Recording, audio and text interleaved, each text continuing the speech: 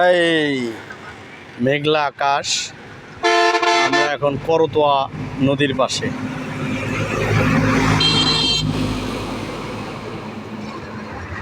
এটা বগুড়ার Sherpur bus stand থেকে সামনে গেলেই ধনুট মোড়, সেখান থেকে হাতের বামে গেলেই ওই যে নৌকা চলছে আমরা দেখতে পাবো এই সুন্দর ব্রিজটি।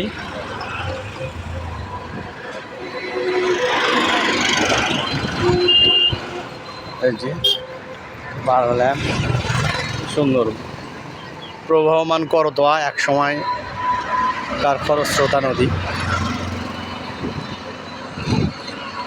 তার পাশেই ছোট্ট একটি রেস্টুরেন্ট।